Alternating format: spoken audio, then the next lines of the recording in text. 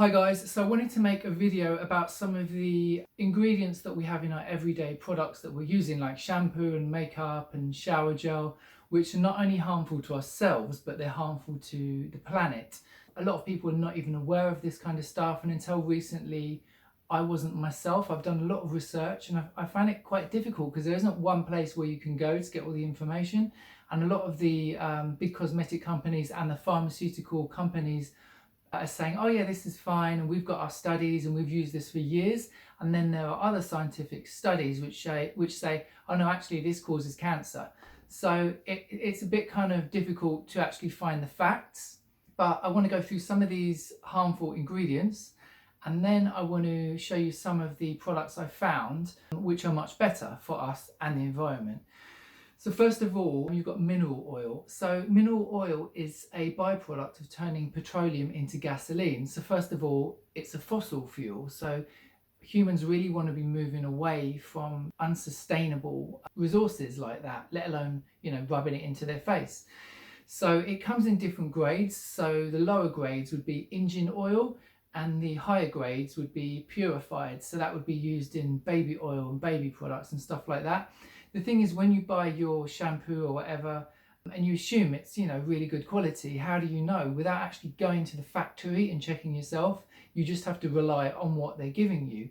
And the problem with these cheaper grade formulations is that studies have shown not only that it can cause cancer, but they build up in our fat tissue, and they're passed from mother to baby through breast milk. So they're basically building up in our system, and they're not really understood.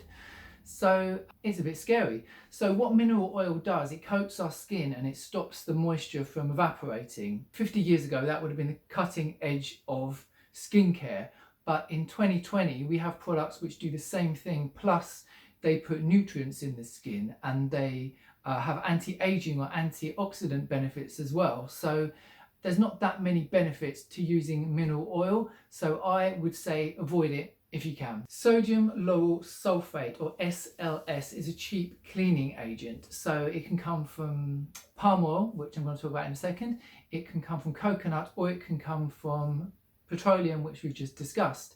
The issue is that it's made to dissolve protein. That's how it cleanses. But our skin is made of protein, so it can cause allergic reactions, dryness, and all kinds of skin conditions and irritations. So if you buy like a cheap shower gel which says it's for dry skin, and it has SLS in it, actually you're making the problem worse, and you're probably not realizing it. So there's that aspect, and there's the environmental aspect, because when this goes into our waterways, which it inevitably does after you wash your hair, and some of it always ends up somehow in rivers.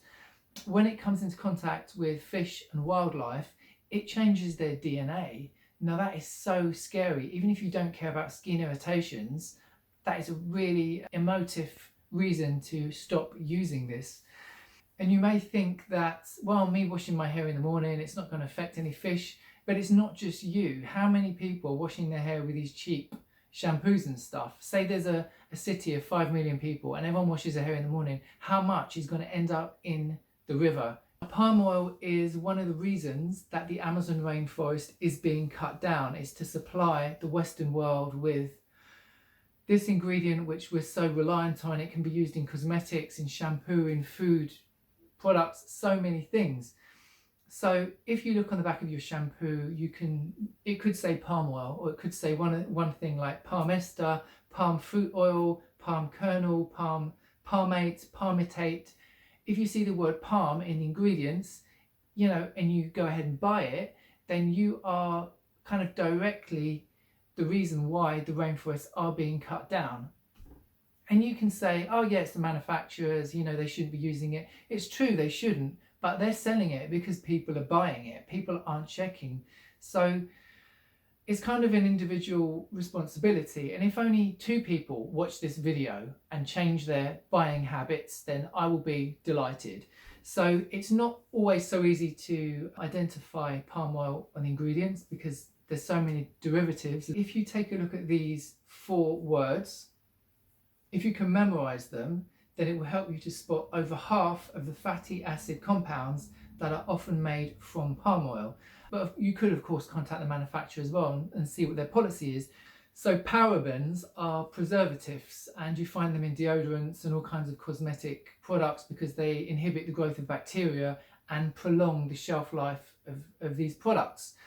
So the issue is that they've been found at the centre of cancerous tumours when they've been removed, and they've also been found to interfere with the way our hormones work. So a lot of research says no, it's completely safe, and a lot of research says stay away from them. So at the moment it's kind of like 50-50. I would not use them.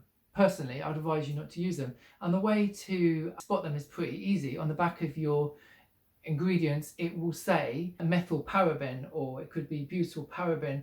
The second part of the word will be paraben. If you see that, I'd probably leave it.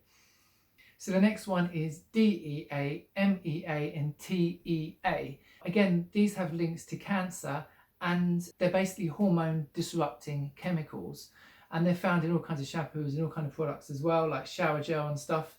And these are easier to spot because on your ingredients on the back it will say DEA. It could say olimide DEA, or any one of these that are going across the screen now. So this is another one you really want to avoid. And the other thing is that if you're thinking about allowing your children to use shower gels and different products, you really don't want your kids using stuff like this. So phthalates are found in aftershave, lotions, nail varnish, shampoos. Basically they're impossible to avoid. They're everywhere. It's like a product which is put into plastic to make the plastic more flexible. So it could be your shower curtain, or it could be like the plastic bag you bought your oranges in. Even though it's so widespread, scientists agree that it's damaging to our kidneys, to our liver. It damages reproductive systems. It can cause birth defects.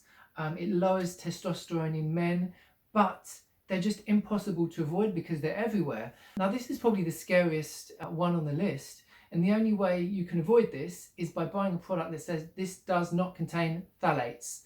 Next thing is sunscreen. So you're being proactive when you put sunscreen on because you think I'm going to protect my skin from cancer. But there's an ingredient called retinyl palmitate, which increases the growth of cancerous cells by 21%. And that's just mind-blowing that it's widely used in chemical sunscreens, but it actually speeds up the growth of cancerous cells. This just blows my mind, and people should have like flashing warning lights in their heads when they're hearing this kind of stuff. But the other dangerous ingredients that are in a lot of sunscreens are oxybenzone and octinoxate. So you apply this chemical sunscreen to your skin, and these chemicals go through your skin into your system and they stay there. So a recent study in America found that 96% of the population have these two chemicals in their system. That it's not urinated out, you can't sweat it out, it just stays there, and nobody knows what the effects are yet, but it's really terrifying. From an environmental aspect, when tourists have been going to the beach and been using these sunscreens, it's been killing coral. Hawaii, for example, they've banned this now. They've banned tourists coming into the country with these ingredients. So this is all pretty scary, and I don't want you to run away feeling depressed, because there are solutions you can find. So I want to go through some of the stuff that I found out. So I've found some products like this one, for example. So on the front it says natural derived ingredients, no parabens, no phosphates, no phthalates, no gluten, it's cruelty free. That all sounds great. And then you look on the back, and the second ingredient is SLS. Now remember, that was on our list here. So even though they're saying this is green and it doesn't have A, B and C, it still has it on the back.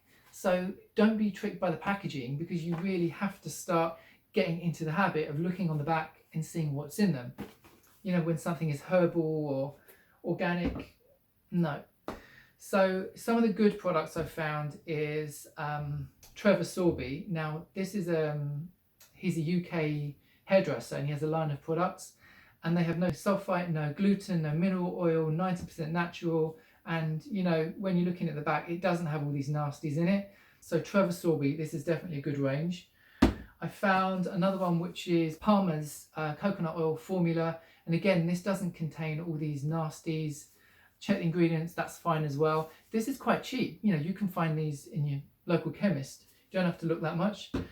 For skincare I use The Ordinary, so they have glass packaging in most of their products, because obviously when you have plastic, some of that plastic will seep into the product whether you like it or not, so you will be applying plastic on your face and your skin and your hair.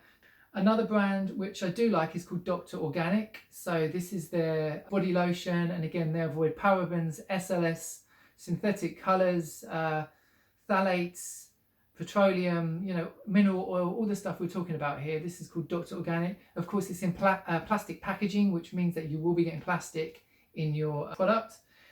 The good thing is that you can find alternatives to Vaseline, to petroleum jelly that you may be putting on your lips or for dry skin. So again, this is Dr. Organic, and this is their lip salve, which I've tried, which is great. Another one, which is made of beeswax, is Naturalline. So this is a really good one as well. I suppose the biggest shout out I want to give is to a company called Faith in Nature. So the great thing about them is that you can buy them in Oxfam, so you're actually helping charity by buying them, plus it's all natural, there's none of these nasty stuff in it. And from all the stuff I'm recommended, I would definitely say Faith in Nature is the one I've used most of. I just don't have any of the bottles here because I can't find them at the moment. But Dr. Organic, which I've just mentioned, they do make soap.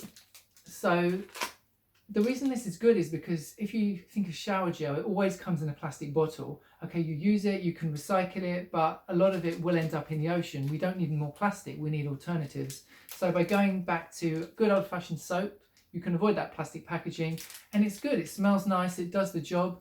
Maybe not for really dry skin, because I do find sometimes it's a bit harsh, but yeah, definitely recommend these. Dr. Organic do have a shower gel, which I found it really dried my skin out. Although it doesn't have all the nasties, I found it made my skin too dry, but the soap is not too bad. This is a shave bar. So it's basically like a little bar of soap, so you wet your face, you rub this onto your face and it lathers up and you can shave with it. So to be honest, it's not the same as using a shaving foam. You know, if you're used to that kind of foaminess, it's not exactly the same, but it's effective. And you've got no metal, there's no aluminium, there's no plastic packaging. It's easy to travel with. It does work, you know. I had to search far and wide for this, and it's called Balade en Provence is the name of the manufacturer, and it's called Soothing Shave Bar, and it's got coconut oil in it. So I'm going to link this below. So all that scary stuff I was talking about in sunscreen, you've got chemical or you've got mineral sunscreen. So the chemical ones are the ones that have all these kind of dodgy ingredients, but also the way chemical sunscreens work is by absorbing the sun's rays and then transforming that into heat. And by doing that, it creates free radicals, which are not good. I've got another video about that. If you use a mineral sunscreen, instead of turning the rays into heat, they reflect the rays away from your skin.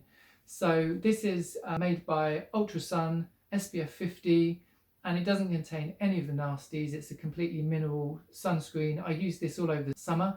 I really want to love this product, but it leaves your skin looking white. In some of my photos, you know, from the summer, I have this big white face, and you're thinking, yeah, but I'm, you know, avoiding cancer and I'm protecting my skin, but you know, you have this white kind of glow on your skin. So I don't know why someone doesn't add a bit of color to it. That'd be my recommendation, but for now, go for a mineral sunscreen to avoid all the nasties. Last thing I would mention is Ayumi, and I bought this in Holland & Barrett. So in the UK, Holland & Barrett is like a health store. Ayumi, they make all kind of cleansers and stuff. This is a face mask, which is called turmeric and bergamot face mask. This really is very effective. So you leave it on for 10 minutes, makes your skin amazingly soft, makes you look young and great, and it doesn't have the nasties in it. So again, it's in plastic. I mean, they could improve this by having glass packaging, I suppose, but you know, for what's out there, it's still a good product. So there's stuff you can do to change your individual footprint, but also think of the collective footprint as well. It's not just you, it's everybody who's going out buying stuff. And if just a few of us, a small percentage of us, start to check the ingredients before we buy stuff, if we change our buying habits, we can potentially help the planet and obviously ourselves and our kids. So thanks for watching. Any comments, please leave them below, and please subscribe. Have a good day.